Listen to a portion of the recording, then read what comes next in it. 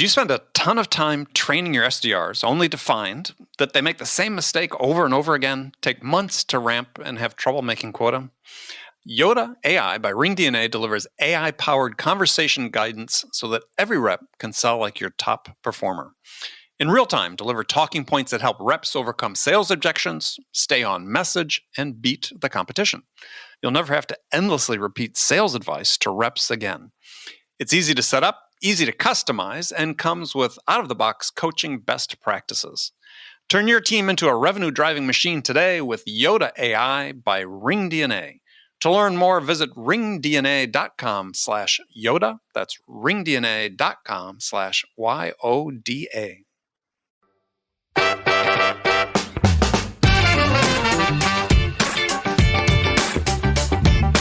There certainly are skills, or I'll call them more personality traits, that are a little more helpful, right? Let's say if you have from a sales perspective, right? So I think some of those innate behaviors could be things like being a little more extroverted, perhaps being a little more outgoing, a little more engaging, having a natural and genuine desire to want to learn about others, right, and help others.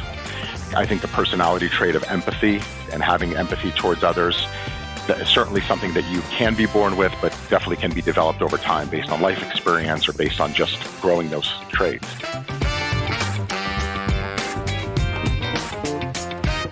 Hi, friends. Welcome to the Sales Enablement Podcast. I'm your host, Andy Paul. Now, that was Nick Kane. Nick's the managing partner of the Janek Performance Group. Now, we had a really fun conversation. We dig into three important topics. Now, first and foremost, we talk about Nick's passion for bourbons. In fact, Nick posted a list online of what he considers the very best bourbons to help you celebrate a big sales win. So then we go through that list. And then after that, we dive into the whole subject of what it takes, actually what is really required to develop a good salesperson. And we detour a little bit into why sales training keeps failing that individual seller and what can be done to change that. Then we dig into a couple topics that Nick has recently been writing about. First, how to engage the empowered B2B seller. And then we go deep into the 4 selling skills salespeople need in order to win with today's empowered buyer. So we get into this and much, much more. But before we get to Nick, I want to remind you to subscribe to this podcast wherever you listen to it. And if you subscribe, we'd certainly appreciate it if you could also give us your feedback about how we're doing in the form of a review. So thank you. All right, let's jump into it. Nick, welcome to the show. Thanks for having me, Andy. Pleasure. So where have you been hiding out during the pandemic? Mostly in my home, moving from room to room to find a different experience week to week. And your home is where? I'm actually in just outside of Las Vegas in Southern Nevada. Las Vegas. And I mean, Las Vegas, you and I talked about this a bit before we started recording, is a changed place, as every place is. But I mean, that one place in particular, I think, where people congregate in large numbers, and it's like, yeah, that has to be different. Yeah, very much. Yeah, it's a totally different experience being in Las Vegas, at least in the tourist areas, right, on the Strip and right. That sort of thing. It's certainly very different than it was pre-pandemic. Are your kids actually going to school, or do you have kids? Are they actually going to school, or? I do. Yeah, I have 3. The oldest is not in school currently. She just finished her undergrad. The second is in school, in college, but all online. And then the third is actually going to school. Wow. Yeah. So, of course, they gave you a discount on the tuition because you're doing it online. Yeah, or not. Yeah. Well, so what year in college is your daughter who's doing it online? She's a freshman. She's a freshman. So this is quite a different experience for her, and compared to other typical freshman year where everybody shows up. I mean, does she, what she feel? I was sort of interested in what she's going through and what she feels about what she might be missing. Yeah. She definitely is. It's an interesting time for her. The experience is certainly not what you would expect as a freshman going into college. She's primarily home, yeah, and doing classes completely online. So it's you don't get the same get-togethers, you don't get the same social experience, that's for sure. And even just from an educational standpoint, very different than being in a large lecture or that sort of thing. Everything's obviously done on Zoom or some sort of platform like that. So yeah, she, on one hand, she doesn't necessarily know what she's missing, as a freshman. But she certainly had enough exposure from her older sister to get an idea. And, I know she wishes she was in school, like normal. And which school is she attending? Here in Las Vegas at UNLV. UNLV, okay. Yeah. Are they playing football? They are. They actually are. Yep. That's crazy. Are they letting people in the stands? They are. Doubly crazy. Okay. Yeah. Very, very, very limited capacity. The Raiders started here this year. Oh, they have no fans coming in, but UNLV has decided to let some fans in to the new stadium. Oh, so UNLV is playing in the Raiders stadium? They are. Yeah. Yes, they are. Well, I guess that's an upgrade over that small one.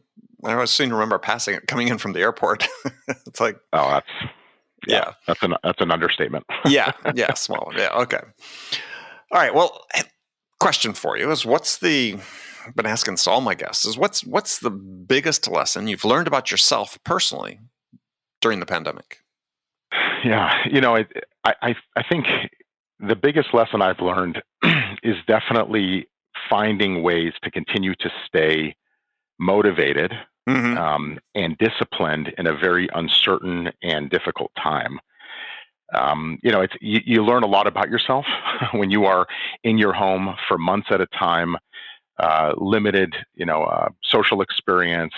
When you're used to being in an office environment around people every day, it really changes the atmosphere and it changes the mindset, right? Yeah. So I think I've learned a lot just about myself and around self-discipline and time management and just making sure that I am continuing to try to be as productive as I believe I am typically, but in a totally different environment. So, I find myself just kind of challenging myself every day, every week with doing things a little bit differently, perhaps managing time a little bit differently, but always with the focus of staying as productive and engaged as possible. So how many people in your company? In total, between those that work here and outside of the office and abroad, around 50 total. Okay. And so how's business been for you? Business has been surprisingly good.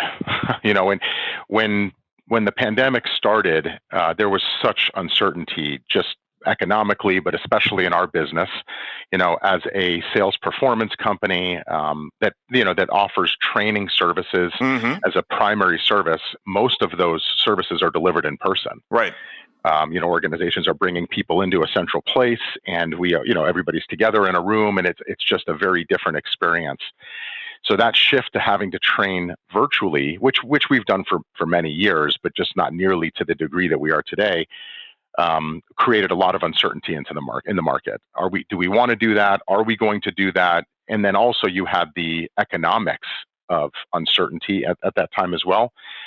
So as an organization, we didn't know where things were going to go, and quite frankly, we're planning for a down year. But it really hasn't been that. It's actually been a very successful year overall. There's been a high amount of demand for different types of curriculum, for different types of training and learning modalities. And I think organizations realize that their sellers and sales leaders need additional skills, right, in this environment. And regardless, as long as you can deliver those effectively and do it, in a way that is cost effective, there's still a strong demand for it. So overall, the year has turned out to be far better than what we, anticipated at the start of COVID. Yeah, and I think that seems to have been the case for a lot of companies that are sort of in your space, or sales performance, sales training, and so on. Is perhaps companies took it as an opportunity to say, well, let's take this as an opportunity to invest in our team that perhaps we felt we were too busy to do before, or something, because it's been a fairly consistent story among people. Like I said, doing what you're doing, that business has been very good this year. Yeah, so it's not just us then. No, it seems to have been across the board. So I think it's sort of maybe the nudge for companies to finally say, look, we can do more of this virtually, right? It's great to bring Nick in. It's great to bring Andy in and talk at our sales kickoff meeting and so on. But it's like, we get the same benefit, and hopefully pay less by having somebody do it virtually. Yeah, definitely. All right, so let's talk about something really important first, which is an article, a blog article you had that was the best bourbons to use to celebrate a win. Now, did you write that? Yes. Yeah, yes, I figured you did. And so let's go through this, because that's an important thing. We need to celebrate wins, and I'm a big bourbon fan, and there are a couple there I hadn't heard of before. So your favorite was one called Larceny. Mm-hmm. And I had not heard, that's the one I had not heard of. That intrigued me. I was looking it up online after I read the article. Yeah, I really do enjoy that bourbon a lot. It's a Kentucky bourbon, and it is, I tend to really like wheated bourbons. So that is a weeder, if you will, right. In bourbon talk. But that is a wheated bourbon, and they have different degrees of that and different editions of it based on barrel proofing and that sort of thing. But that particular one has just a great taste. It's reasonably priced. Just a good wheated bourbon. What's the impact of the wheat on the bourbon flavor or whatever? Yeah, the proof. For me, I think for me it just offers a more balanced taste to the bourbon. It removes some of the heat for me at the beginning. If it's a higher proof, right? But it has some wheat, it's not as hot, if you will. Interesting. I'd like that because I don't like the hot bourbons. Mm-hmm. So your next one is Four Roses Small Batch, which a couple years ago, a friend did a favor for me, in the sales space. And I said, yeah, thank you very much. What can I do to repay you? It was Four Roses. So that was the first time I'd really sort of said, okay, well, I'll get one for myself and try it. And that was awfully good as well. Yeah, I really enjoy that one a lot as well. The small batch, and they have a small batch select as well. Again, just really good quality product. Another great Kentucky-based bourbon. Yeah, and then you got Eagle Rare from Buffalo Trace. Love that. Maker's Mark 46. I really like the Maker's Mark 46. I think that's, I don't know whether it's aging in the French oak or whatever, but that one hits my spot pretty well. You had Woodford Reserve. Have to admit, I'm not a big fan of Woodford Reserve. Too big of a bite for me. Mm-hmm. Michter's good. Wild Turkey Rare Breed, good. So last, you give a shout out to a bourbon made in Las Vegas. So tell us about that one. Yeah. So that one is called Smoke Wagon. There's a couple that have become more popular. One in particular in Las Vegas, and then another one in northern Nevada called Frey Ranch. But Smoke Wagon is getting a ton of buzz in the bourbon space. Their stuff is selling out like crazy, and it's they have a few different levels to their bourbons. Starts off with the straight bourbon, it's called. They do a small batch. They do an uncut, unfiltered. And then they have one called a private barrel, and then they have one called Desert Jewel. Their bottles are beautiful, right? They're all like Italian glass, really, really cool packaging, but the quality of the bourbons are excellent. So they're bringing the product in from Indiana. It's like an MGP product that comes in, and that's where the corn meaning. It's a term for Indiana-based corn and mash bill that they bring in. Got it. That's becoming more popular in the bourbon space, but then they distill it and finish it in Las Vegas.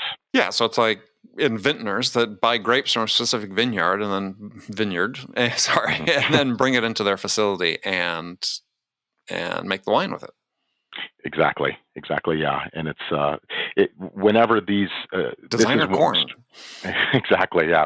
Whenever they release new bottles, they tend to sell out very quickly. At least here in the Las Vegas market, they're doing extremely well. Huh. All right. Do they ship out of state? Yeah, I believe so. All right. I think they have national distribution. Definitely would recommend picking some up. All right, it's on my list. Going to Bevmo. Here we go. I was reading that list has made me think. It's like, do you have any like good drinking stories with a client? Yeah, I don't know how tons of those, right? Some you want to talk about, some you may not want to talk about. Well, let's talk about the ones you don't want to talk about. Yeah, I do have a good drinking story that not so necessarily with a client, but definitely led to the creation and development of Janek as an organization. Oh, okay. So before starting Janek in 2005, I was working abroad with my now counterpart here at Janek, the other managing partner, Justin. We worked together at a previous company, and we were working abroad in the Philippines, operating a call center there at that time. And we started having discussions about sales and sales training and sales performance and what that could look like, knowing that we were both very passionate about training and development, but also around sales performance. And we started having discussions about the possibility of a company, right? And doing that together.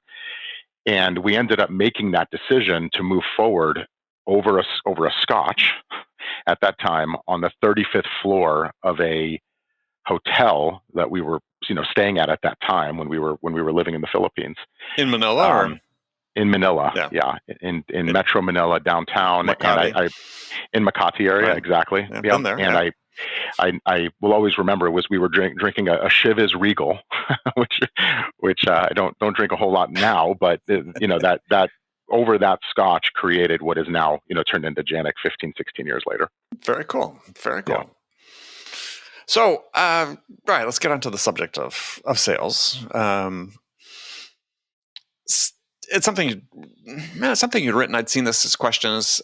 Always good to ask people. So, are there certain innate skills that good sellers are born with, or can anybody be made into a good seller?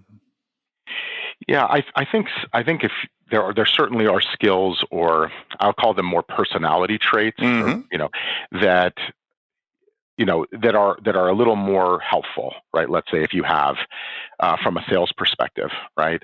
So I think some of those innate behaviors could be things like being a little more extroverted, perhaps being a little more outgoing, a little more engaging, having a natural and genuine desire to want to learn about others, right, and help others. I think the personality trait of empathy, right, and having empathy towards others, that is certainly something that you can be born with, but definitely can be developed over time based on life experience or based on just growing those traits. But I also think that sales comes down to a repeatable set of selling skills that, if consistently performed, can make you a top performing sales professional. And I don't think you necessarily have to be born with all of those traits, and certainly don't necessarily have to have those skills naturally. To me, sales is no different than any other thing you practice, right? Whether that's a sport, whether that is, another job that you perform. There's a set of repeatable skills that I know we've identified through our research, and we've seen that work. So what are those? In terms of high performance. So, I think there's a variety. I think certainly the skill around questioning, right, and being able to understand the needs, objectives, desires of the person you're working with and partnering with and helping with is definitely a big part of successful sales. I think strong listening skills is critically important.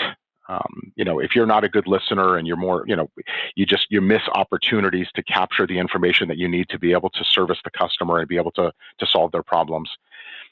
I think the ability to develop ideas and insights for a client, be able to bring some of those to the table and get the customer to think a little differently, depending on the sales environment and the level of sophistication within that organization. Sometimes that's less important, right? If it's more transactional. Sure. But those are some of the skills that come to mind. And to me, all of those can be learned, right? You don't have to be born with them.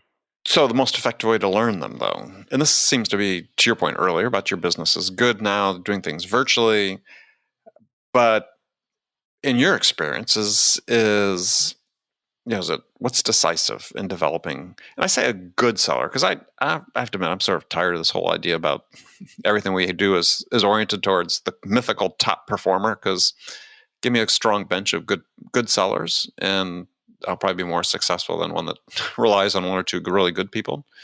So to develop somebody to be a good seller is what are really the key things? Because I did an informal survey about this earlier this year, and it's like, was it coaching? Was it a mentor? Was it your customers? Was it watching your peers? What was most decisive? And I was asking people that, sort of fell into what you might think this top performer group was, and pretty broad range of answers, but for a lot of people, it was it was either the customer or coaching. Yeah. And training for a lot of people is at the bottom of the list. Yeah, I think it's a combination of all those things you said. But if I had to say if one that stood out to me, I definitely think it is coaching and ongoing development more broadly. I think training, sometimes there's a misconception of training being this event, and that's it. Right? You're either bringing people together or you're doing it virtually, but it is an event that you are going to. Any organization that thinks that training is going to be the answer and they just look at it as an event are going to get very limited results. I think training, the intent is to establish the skills in a consistent environment where we can practice those skills in a safe environment. We can work with our peers to start to apply those skills to real deals and real accounts. And that helps us start to conceptualize how those skills could work. But the real work and development starts after training. Right. I think any organization that wants to implement sales training effectively has to have the right plan before, during, and after training to make sure that skills stick and behaviors change, and you're gaining institutional capability that an organization desires when they are implementing training. But if you're going to develop skills over time, again, no different than anything else you're working on, you have to practice it. You have to, be willing to fail. Mm-hmm. And be willing to get back on the horse, if you will, right, with the right support. And to me, I think that's the biggest challenge that we see organizations face is frontline managers, right, or sales leaders of frontline sellers tend to be some of the most underserved, right, in the sales organization. They get promoted quickly because they typically they get promoted quickly because they have strong sales performance and sales acumen. They do well in their role. And then they're off and running. They're not typically given the skills to be highly effective coaches, managers, leaders, et cetera. And that tends to weigh down an organization's performance. So if it was anything to me, I think the linchpin to success in developing selling skills is definitely having a coach, having a manager, a mentor, if you will, that is there to support you as you're implementing these skills and you're starting to make them consistent. And to your point, which I take it sort of a step further, which is that, we have to service that person that's providing that coaching, that mentoring, because there's this huge assumption that's existed in companies for, certainly I think as long as companies have existed, is that if you give someone a title, by definition, they have the skills and talents they need to be able to do that job. And there's nothing frontline managers know about performance improvement. It's not because they should know. It's just they haven't been trained, right? There's a very specific set of things you have to do to improve someone's performance or coach somebody. But this sort of goes on up the line. I mean, we do the same thing we assume somebody's a VP of sales that they know about mindset and psychology of performance and performance improvement and all these discrete skills they just don't have. So how do we get companies? And this is a big thing for me is, companies just basically don't invest in sales in a meaningful way. Oftentimes, even large organizations, they start paying lip service to it. We'll get this online service we're doing now, or in the past, it was, bring high-priced talent in to speak at our sales kickoff, and then, to your point, sort of event-driven, and that was it for the year. We spent our budget. How do we change that culture? Because we're seeing it in other performance-based professions. Sports is one I refer to it oftentimes, where they have become very data-driven, very analytical, very specialized in their knowledge they're applying to how do we help people get better at their job. Yeah, it's a tough nut to crack, right? I think obviously there needs to be discussion at the top of an organization to help the sales leader or whoever's responsible for overseeing the sales organization see the value of making that type of investment. I know for us, we measure the results. We intently measure the results of all the training that we deploy. We do that through a third-party tool that's owned by Gartner. So we have valid proof and return on investment data and things that we can share that help build the business case for that investment.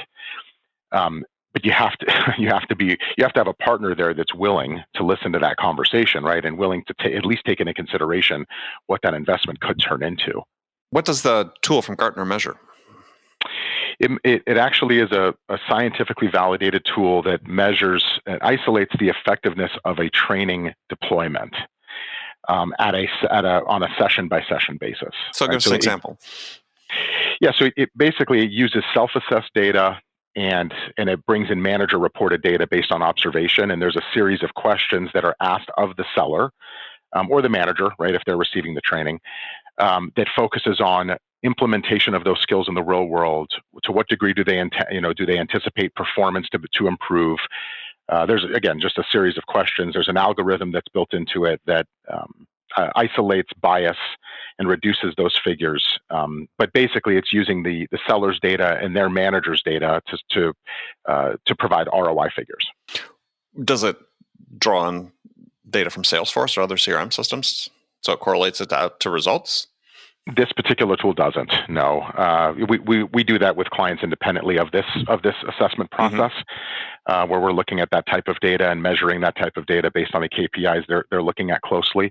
This is specifically around, it's short of doing a full-blown ROI study, which we all know is extremely costly and time-consuming and that sort of thing. It's using the anticipated results from the seller's perspective and the manager's perspective based on their observation. Yeah.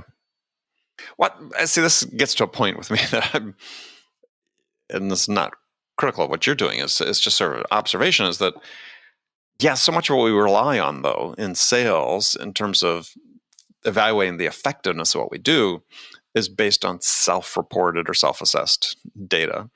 And we're crying out for the equivalent of a longitudinal study, like they've analogous to what they do in the pharmaceutical industry and so on, where we actually track through how it tracks to results. Yeah, and that's such a huge gaping hole. I'm just wondering, why, in your mind, why do you think no one's ever filled that? Because I look at the self-assessed data, and for me, that's, as soon as I see that self-assessed, I put a big discount on it. Yeah. Yeah, no, I hear you there. I think that the challenge is, and let me say that we definitely look at that with some clients if that's a desire, for sure, and we're looking at that.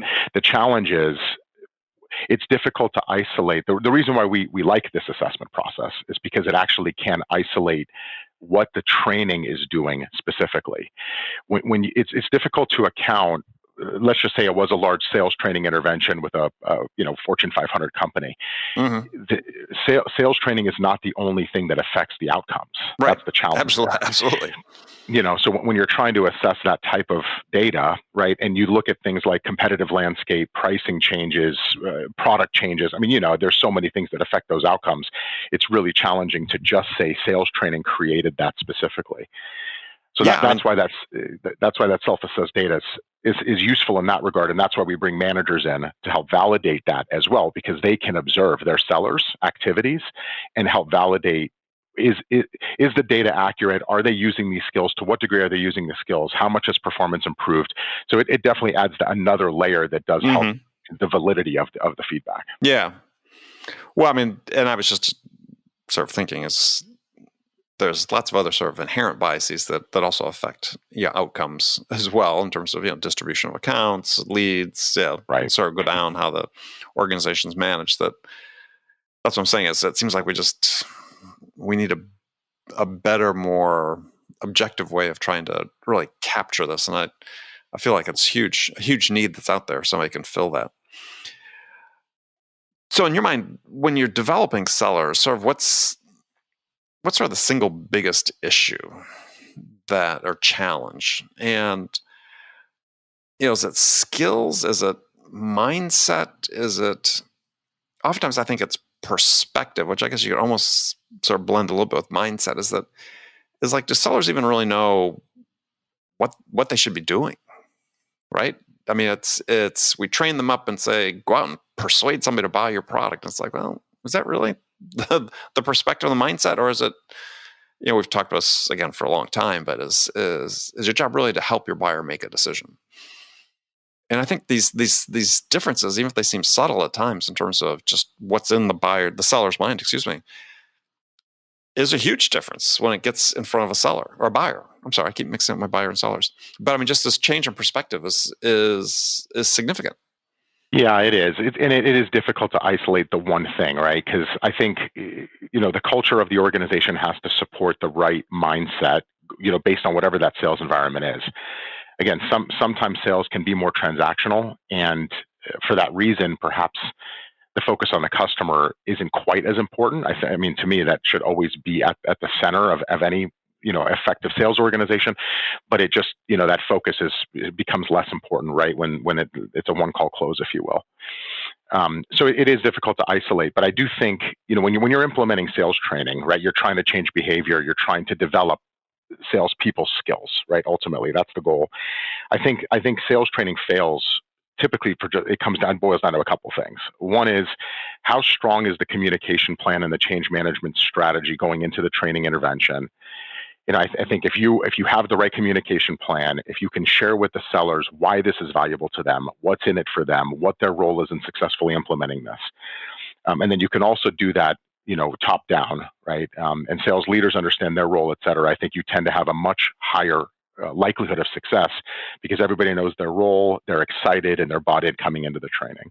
So that helps lift skill development because people come in with the right mindset around development. And then I think it has to just be the right fit. The IP or methodology has to be the right fit. The trainers that are training this have to be the right fit. So I think that's critically important. And then I think the last thing is just enabling the sales leaders, which we talked about earlier. If you're going to develop a seller's skills and seek to move them into the middle, right, if you will, then not everybody, I completely agree with your sentiment earlier. Like this idea of top performers, that top 10% or 20% don't necessarily drive the effectiveness of a sales organization overall. Right. It's typically the middle that achieves revenue targets overall. So if we can at least get people into that productive zone, if you will, that's a win, right? But I think in order to do that, managers have to be coaching. They have to know what their role is. They have to have the skills to coach and the bandwidth to coach, right, and the time. And a lot of that just comes down to assessing the organization, right? Do we have the right people in the right roles? Are we setting them up for success? Do they have the time, right, to be able to do it? Like that sort of thing. If managers are coaching and you're implementing training that is strong, that's typically a formula for success. Well, it's interesting to talk about the time to coach, which is something that's is discussed all the time. Sorry for being redundant with that, but that's just a matter of priorities, right? As an organization has to say, number one priority is coaching. Second priority, third priority, whatever, is producing the reports you need to produce, or whatever the other things that may consume your time as a manager. And you have to make that priority sacrosanct, right? If we're blocking in my calendar for the week, then I'm going to spend 2 hours a day coaching with my team, one-on-ones or whatever. Nothing gets in the way of that. But you see it's such a slippery slope is this is what you talked about. It's the most common refrain we hear about coaching is, I don't have time. Yeah, no question. It's an interesting observation there. So the one thing that we know sales leaders are consistently focused on is from a frontline seller's perspective is how much time are they spending selling, right? I'm sure you guys hear that all the time. Yeah. Right. Like what can we do to get those administrative tasks out of the way so we can make sellers generate revenue as much as possible, right? And put them in the position to be able to do that effectively. You don't hear those conversations as much at the manager level, which is interesting to me. It's like, why are we not focused on the revenue generation that a manager is responsible for and tying the tasks and activities that they need to do to generate revenue and removing some of their administrative duties? A frontline manager's role now has become so much around reporting and data input and filling out specific PI PIPs and that sort of thing. It's just we have to try to remove some of those activities, or at least automate some of those activities, and really understand the value of doing that and putting them in the role to be able to generate revenue. They generate revenue through their salespeople, right? But those conversations, and I'm having those with sales leaders, they tend to not focus on that as much. It's always on the seller. Well, I understand that. I mean, so I've had this conversation a number of times, and the same thing, this desire, this aspiration to create more selling time for salespeople. I look at it from a different perspective, and this comes from hands-on experience in growing teams from this perspective, which was true. It'd be nice to be able to create more selling time out of the day as it exists. But when you look at the statistics about how much of their time sellers actually spend engaged in actual selling, that number hasn't really moved for decades. Even in the face of all these technological advances we've had over the last 30, 40 years, generally sellers spend about a third of their time selling. And so rather than sort of trying to push that wet noodle up a hill, how about just focusing on making the sellers more productive in the time they actually do sell, so that they are generating more revenue per hour of selling time? And that's something you have control over today, as opposed to something that's a little bit harder to control, which is the number of selling hours. Mm-hmm. Yeah, I like that perspective for sure. And then when you get more selling hours, they come at a higher productivity rate. I mean, I had this long conversation with the person that wanted to be on my show a couple years ago, actually, and we were having this discussion because he wanted to talk about that he was actually passionate about the way to make sellers more quote unquote productive is find a way to give them more hours, and he thought he had this idea for that.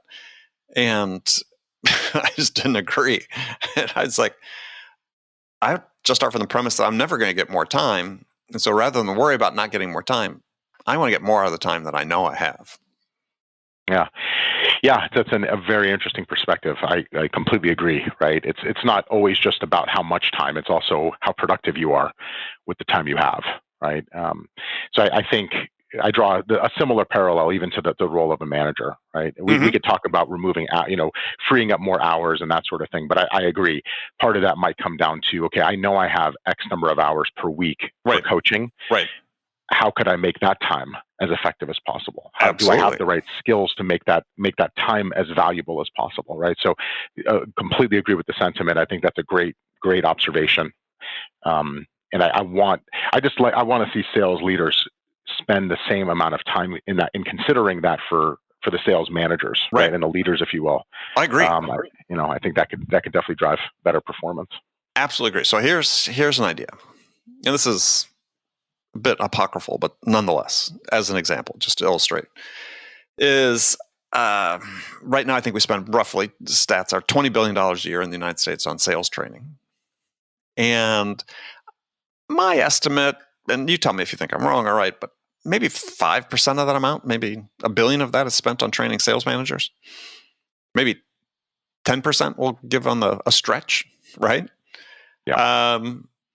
So back to this idea about what really influences performance improvement. And there's been multiple studies showing that effective coaching is the single most important lever you can pull to improve individual sales performance, maybe up to, I think, a couple studies showing like 17 to 19% uplift in performance. So what if we flipped that spend on its head? What if we spent, of the $20 billion, what if we spent $90 billion training managers how to be better coaches and spent $10 billion on training sellers? And if coaching is really that decisive, what do you think would happen with sales performance? I definitely think you'd see a lift for sure. Like if no question. If you flip that and you really enable the managers to be highly effective coaches and leaders and other skills that are needed to be to be super effective in that role, there's no question that there would be a lift there. I think the only caveat to that is I think we need to make sure that we are still providing the right level of training for the sellers as well, right? There's definitely a need to get those institutional skills implemented. But yes, if we had, even if I like your question there, even if it was an uptick of double, right, what we're doing today, if it truly was 10% and we can get that to 20%, that I think would have tremendous value. Yeah, far more than, I think it would be far more than the incremental equivalent, right, of what spent we're spending on sellers, individual sellers. Absolutely. Yes. Well, I think we have to sort of relook, among many things. There's lots of conversations of how we fundamentally change the way we're structuring sales, the way we structure our employee-employer relationships, compensation, all this. And it seems like personal development is part of that, right? Let's stop calling it training. Let's talk about individual development, whatever we want to call it. It seems like there has to be a better way. And for me, one idea that I keep coming back to and thinking about and talking to people about is, instead of having this corporate delivered training, there has been this explosion because of COVID, but even in advance of COVID, of people offering incredible online training resources, development resources such as yourself and a whole panoply of companies out there, is what if we tied development to compensation? Mm-hmm. And one of the ways we also encourage that then is instead of having a corporate training budget we give that's spent by sales enablement, is we give people stipends. You have an individual budget that you need to spend on training this year, and here are the list of programs we've vetted as enablement that you can go to. It could be Janek, it could be whomever else, right? Mm-hmm. But you need to take it. They've got courses. You need to perform at a certain level. But you can pretty much choose based on you and your coach and your manager sitting down thinking these are the areas you need to improve on the most and so on. It seems like that's a better approach we should be sort of aiming at. Mm-hmm. Yeah, I completely agree. Yeah, I think if you look at the root of that consideration, I think a lot of development has to come back to the individual taking ownership for their development. Exactly. So if you empower them with a budget, and it's a required budget to spend in order to achieve certain commission thresholds or compensation or whatever, that budget's going to be spent. But if I can get my seller to take some ownership, yes, as a manager, I need to help them identify development opportunities. But if I can get them to be thinking about that consistently, right, and then yes, giving them a budget to do that appropriately, then I think yes, that's a winning formula. We had a client that did that. Recently, they shifted completely from a corporate ran sales training program and shifted it pretty much completely. I think it was like 80% of their budget shifted into the hands of the sellers and sales leaders directly. It was a large clothing manufacturer, consumer goods company. Right. And they've seen an uptick, right, in performance. I think partly because, they're now getting training done faster. I think there's an efficiency consideration of that as well versus like the slow moving, let's get this huge event set up sort of thing that, can just be very challenging. People can just find the resources themselves, mm-hmm. right? So I think that's been helpful from an efficiency standpoint, but I think it goes back to that original point. You're empowering the people, right, on their own individual development, and that's been successful for them.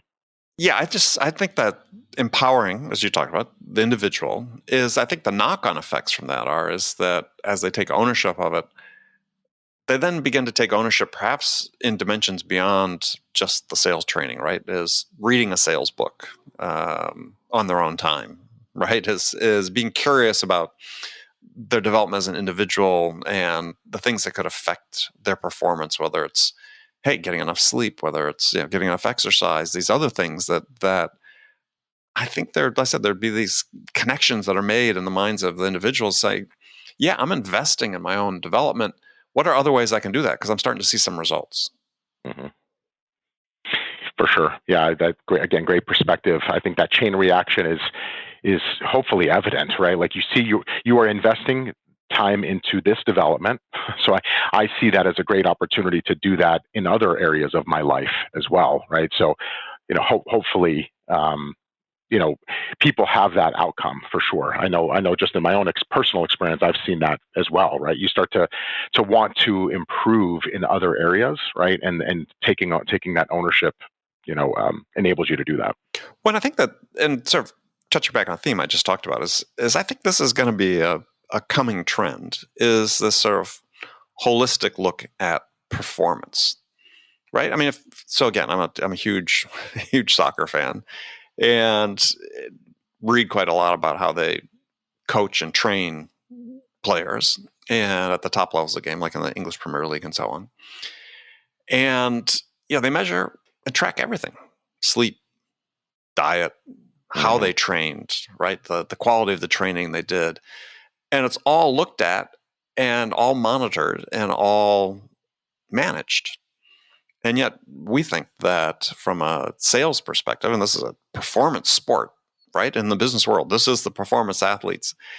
And we don't pay any attention to sleep, diet, exercise, fitness, the things that every day when someone wakes up have an impact on their ability to perform that day. Could not agree more. That's sports is a science. Very Performance much. is a science. Performance is a science. We're seeing a little, some trends in that with technology enables us to do those sort of things, right? Sleep tracking and intake and that sort of thing. I've got my Whoop band on. So, there you go. Yeah, I got my Fitbit here as well, right? So you're tracking that stuff more closely, right? But yes, I agree. It's something that we should be looking at. Yeah, I just wonder how we institutionalize that, right? It's how do we get management to take that part seriously? Where we say, look, we really do want to improve performance, and we now begin to understand it's not just what happens between 8 and 5 that dictates our sellers' ability to perform. It's what happens 7/24. Yeah. Yeah, it's a tough challenge. I think you got to the difficult. It's those difficult conversations that you need to have with leaders within these organizations, and they the idea of thinking bigger, if you will, right, and not just focused on performance at the workplace. Maybe the changes from COVID might impact that. Because a lot of us are home. There isn't this as much of a separation between home and the office as much, right? So maybe that'll start to enable sales leaders to think about it through that lens, right? Like we're now in an environment we're almost working all the time, right? Because we're home and you're choosing to work, and during certain hours or whatever. So yeah, maybe that change might spur some of those conversations more.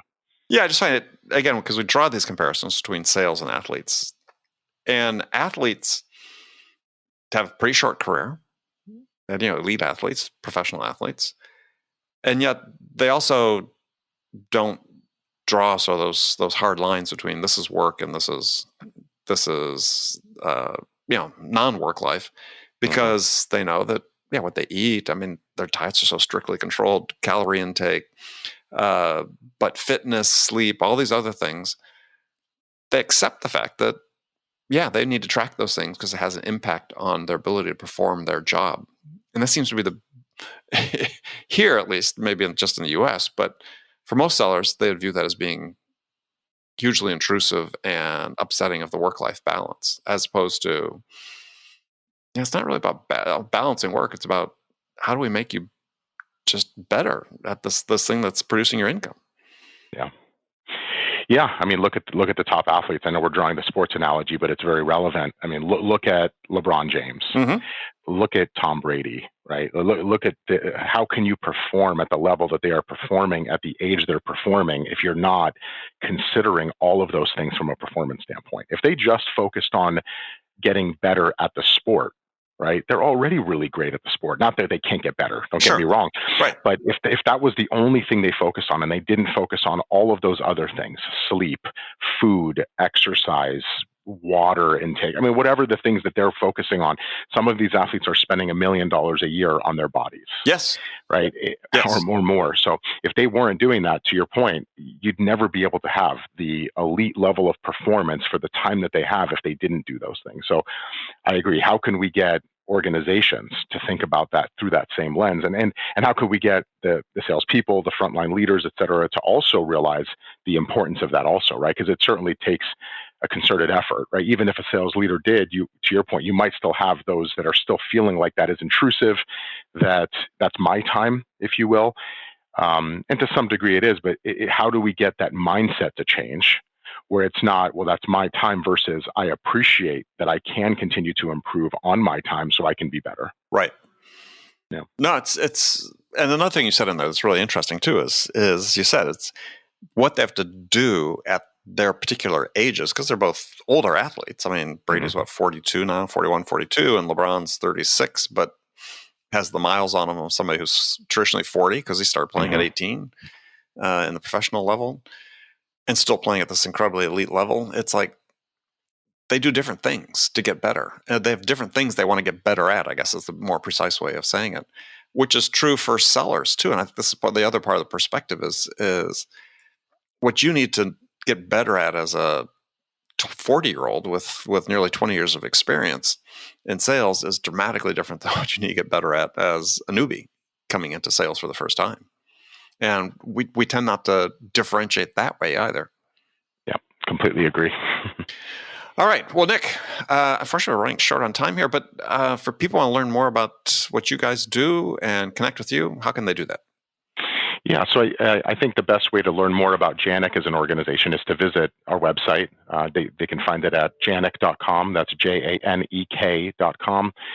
If they wanted to connect with me directly, I'm pretty easy to find on LinkedIn.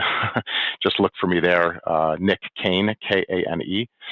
We also do publish a lot of content and thought leadership on Janek.com and with other sources as well, blogs, white papers, et cetera. So, feel free to take advantage of some of that content we're putting out as well. Yeah. No, a good white paper I read recently there was how to engage the empowered B2B buyer. So recommend people download that and read that as well. So, well, Nick, thank you very much for taking the time. You as well, Andy. Thanks again for having me. Okay, friends, that's it for this episode. First of all, I want to thank you for taking the time to listen. I'm so grateful for your support of the show. And I want to thank my guest, Nick Kane, for sharing his insights with us today. If you enjoyed this episode, please subscribe to this podcast, Sales Enablement with Andy Paul, on iTunes, Spotify, or wherever you listen to podcasts. And if you could also leave us a rating or review and let us know how we're doing, well, we'd certainly appreciate that. And you can do all that on your phone in less than a minute as soon as this episode is over. So thank you for your help. And thank you so much for investing your time with me today. Until next time, I'm your host, Andy Paul. Good selling, everyone.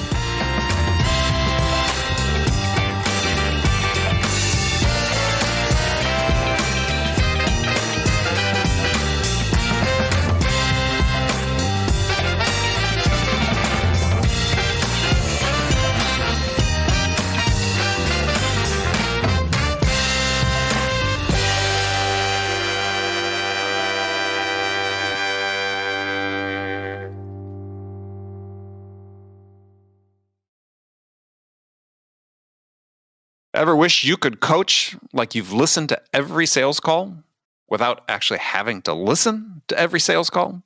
Conversation AI from RingDNA uses the power of artificial intelligence to help busy sales managers know exactly where to focus their coaching efforts. Learn which talking points are working and which are falling flat, ramp new reps faster, and help your entire team master the art of conversation. Unlock your team's full potential with the power of AI. Learn more at ringdna.com/CAI. That's ringdna.com/CAI.